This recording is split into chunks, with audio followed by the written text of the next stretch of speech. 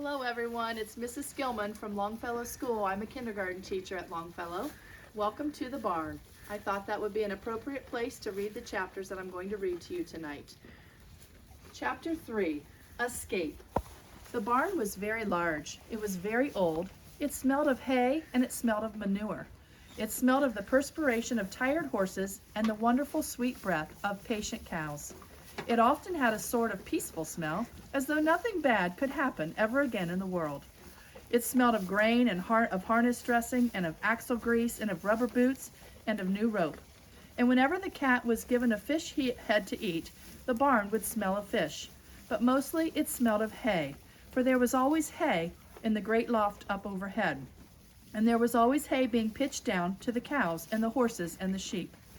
The barn was pleasantly warm in the winter when the animals spent most of their time indoors, and it was pleasantly cool in the summer when the big doors stood wide open to the breeze.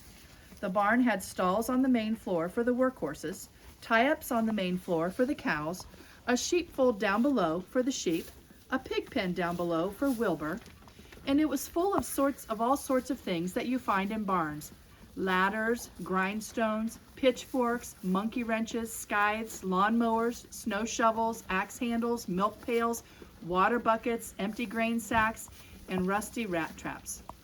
It was the kind of barn that swallows like to build their nests in. It was the kind of barn that children like to play in, and the whole thing was owned by Fern's uncle, Mr. Homer L. Zuckerman. Wilbur's new home was in the lower part of the barn, directly underneath the cows. Mr. Zuckerman knew that a manure pile is a good place to keep a young pig. Pigs need warmth, and it was warm and comfortable down there in the barn cellar on the south side.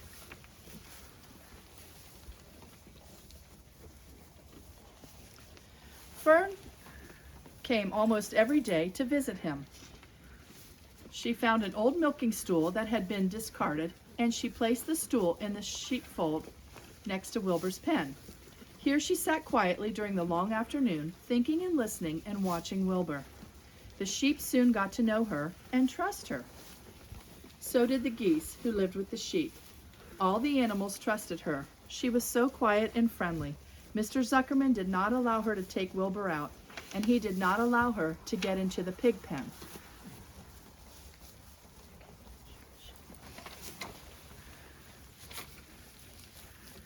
But he told Fern that she could sit on the stool and watch Wilbur as long as she wanted to. It made her happy just to be near the pig, and it made Wilbur happy to know that she was sitting there, right outside his pen. But he never had any fun, no walks, no rides, no swims. One afternoon in June, when Wilbur was almost 2 months old, he wandered out into his small yard outside the barn. Fern had not arrived for her usual visit. Wilbur stood in the sun, feeling lonely and bored. "There's never anything to do around here," he thought. He walked slowly to his food trough and sniffed to see if anything had been overlooked at lunch. He found a small strip of potato skin and ate it. His back itched, so he leaned against the fence and he rubbed against the boards. When he tired of this, he walked indoors, climbed to the top of the manure pile, and sat down. He didn't feel like going to sleep. He didn't feel like digging. He was tired of standing still, tired of lying down. "I'm less than 2 months old, and I'm tired of living," he said. He walked out to the yard again. "When I'm out here," he said, "there's no place to go but in. And when I'm indoors, there's no place to go but out in the yard." "That's where you're wrong, my friend, said a voice. Wilbur looked through the fence and saw the goose standing there. "You don't have to stay in that dirty little yard," said the goose, who talked rather fast. "One of the boards is loose. Push on it. Push, push, push on it, and come on out." "What?" said Wilbur. "Say it slower." At the risk of repeating myself," said the goose, "I suggest that you come on out. It's wonderful out here." "Did you say a board was loose?" That I did, said the goose. Wilbur walked up to the fence and saw that the goose was right. One board was loose. He put his head down, shut his eyes, and pushed. The board gave way. In a minute, he had squeezed through the fence and was standing in the long grass outside his yard. The goose chuckled. "How does it feel to be free?" she asked. "I like it," said Wilbur. That is, I guess I like it. Actually, Wilbur felt queer to be outside his fence with nothing between him and the big world. Where do you think I'd better go? Anywhere you like, said the goose. Go down through the orchard, root up the sod, go down through the garden, dig up the radishes, root up everything, eat grass, look for corn, look for oats, run all over, skip and dance, jump and prance, go down through the orchard and stroll in the woods. The world is a wonderful place when you're young. I can see that, replied Wilbur. He gave a jump in the air, twirled, ran a few steps, stopped, looked all around, sniffed the smells of the afternoon, and then set off walking down through the orchard. Pausing in the shade of an apple tree, he put his strong snout into the ground and he began pushing, digging, and rooting. He felt very happy. He had plowed up quite a piece of ground before anyone noticed him. Mrs. Zuckerman was the first to see him.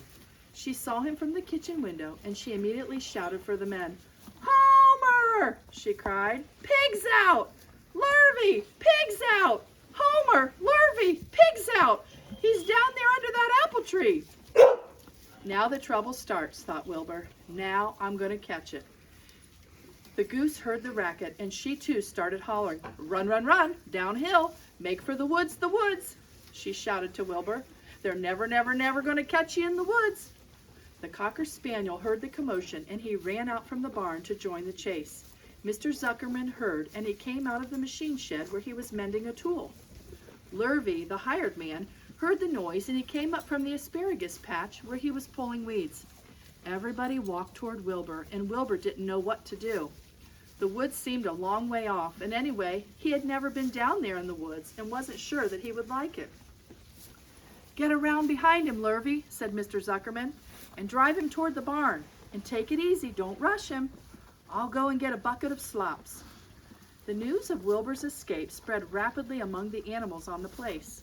Whenever any creature broke loose on Zuckerman's farm, the event was of great interest to the others. The goose shouted to the nearest cow that Wilbur was free, and soon all the cows knew. Then one of the cows told one of the sheep, and soon all the sheep knew. The lambs learned about it from their mothers. The horses in their stalls in the barn pricked up their ears when they heard the goose hollering, and soon the horses had caught on to what was happening. "Wilbur's out," they said. Every animal stirred and lifted its head and became excited to know that one of his friends had got free and was no longer penned up or tied fast. Wilbur didn't know what to do or which way to run. It seemed as though everybody was after him. "If this is what it's like to be free," he thought, "I believe I'd rather be penned up in my own yard." The Cocker Spaniel was sneaking up on him from one side. Lurvy, the hired man, was sneaking up on him from the other side. Mrs. Zuckerman stood ready to head him off if he started for the garden, and now Mr. Zuckerman was coming down toward him, carrying a pail. "This is really awful," thought Wilbur. "Why doesn't Fern come?" He began to cry. The goose took command and began to give orders. "Don't just stand there, Wilbur. Dodge about, cried the goose. "Skip around, run toward me, slip in and out, in and out, in and out. Make for the woods, twist and turn." The Cocker Spaniel sprang for Wilbur's hind leg. Wilbur jumped and ran. Lurvy reached out and grabbed Mrs. Zuckerman and screamed at Lurvy. The goose cheered for Wilbur. Wilbur dodged between Lurvy's legs. Lurvy missed Wilbur and grabbed the spaniel instead. Nicely done, cried the goose. Try it again. "Run downhill," suggested the cows. "Run toward me," yelled the gander. "Run uphill," cried the sheep. "Turn and twist," honked the goose. "Jump and dance," said the rooster. "Look out for Lurvy," called the cows. "Look out for Zuckerman," called the gander. "Watch out for the dog," cried the sheep. Listen to me, screamed the goose. Poor Wilbur was dazed and frightened by this hullabaloo. He didn't like being the center of all this fuss. He tried to follow the instructions his friends were giving him, but he couldn't run downhill and uphill at the same time, and he couldn't turn and twist when he was jumping and dancing, and he was crying so hard that he could barely see anything that was happening. After all, Wilbur was a very young pig, not much more than a baby, really. He wished Fern were there to take him in her arms and comfort him. When he looked up and saw Mr. Zuckerman standing quite Close to him, holding a pail of warm slops, he felt relieved. He lifted his nose and sniffed. The smell was delicious. Warm milk, potato skins, wheat middlings, Kellogg's corn flakes, and a popover left from the Zuckerman's breakfast. "Come, Pig," said Mr. Zuckerman, tapping the pail. "Come, Pig." Wilbur took a step toward the pail. "No, no, no," said the goose. "It's the old pail trick, Wilbur. Don't fall for it. Don't fall for it. He's trying to lure you back into captivity-ivity. He's appealing to your stomach. Wilbur didn't care. The food smelled appetizing. He took another step toward the pail. "Pig, Pig," said Mr. Zuckerman in a kind, nice voice, and began walking slowly toward the barnyard, looking all about him innocently, as if he didn't know that a little white pig was following behind him. "You'll be sorry, sorry, sorry," said the goose. Wilbur didn't care. He kept walking toward the pail of slops. "You'll miss your freedom," honked the goose. "An hour of freedom is worth a barrel of slops." Wilbur didn't care. When Mr. Zuckerman reached the pig pen, he climbed over the fence and poured the slops into the trough. Then he pulled the loose board away from the fence so that there was a wide hole for Wilbur to walk through. "Reconsider, reconsider," cried the goose. Wilbur paid no attention. He stopped through the fence into his yard. He walked to the trough and took a long drink of slops, sucking in the milk hungrily and chewing the popover. It was good to be home again. While Wilbur ate, Lurvy fetched a hammer and some 8-penny nails and nailed the board in place. Then he and Mr. Zuckerman leaned lazily on the fence, and Mr. Zuckerman scratched Wilbur's back with a stick. "He's quite a pig," said Lurvy. "Yes, he'll make a good pig," said Mr. Zuckerman. Wilbur heard the words of praise. He felt the warm milk inside his stomach. He felt the pleasant rubbing of the stick along his itchy back. He felt peaceful and happy and sleepy. This had been a tiring afternoon. It was still only about 4 o'clock, but Wilbur was ready for bed. "I'm really too young to go out into the world alone," he thought as he lay down. Thanks for listening to Chapter 3, and welcome to our barn. These are some sheep, and they're enjoying their hay for dinner. And we have some cows over here that are also eating.